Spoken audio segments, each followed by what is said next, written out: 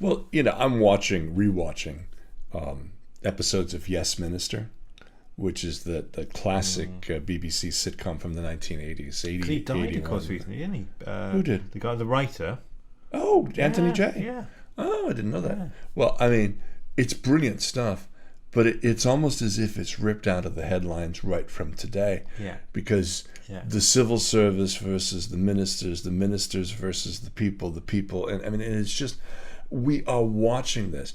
The interesting thing that you have out there is this continuum of options. That was the term that was used yesterday by Theresa May.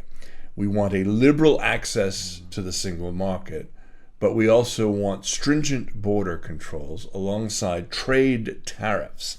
Now, that is the scariest possible of all three scenarios, is that not only are we not going to find ourselves in the single market, but we're going to issue trade tariffs, which will, of course, lead to a trade war, and everything we produce will have tariffs.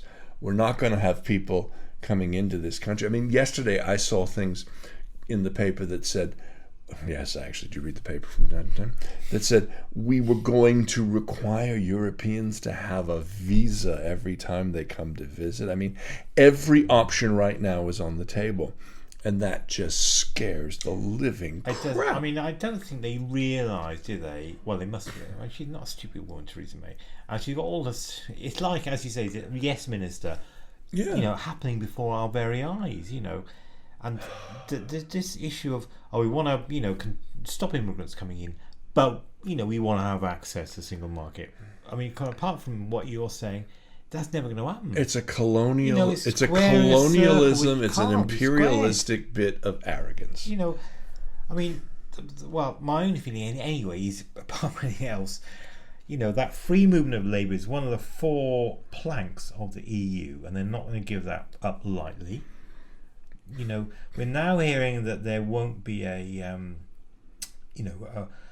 number of things that they won't. Because we were told that we could be like Albania at one point by Gove, and now they're now saying we could be like Norway. Well, Norway are saying, well, we don't want you. No. And in the EFTA, whatever it is. Yep.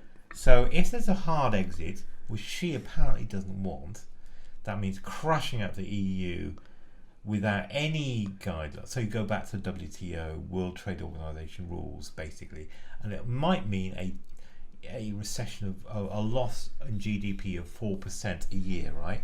It's a pure ideological, if it happens, which puts us into negative territory in a recession. Puts us into negative territory on the basis of we take back control. We've left the EU, but we've got a 4% drop in the GDP.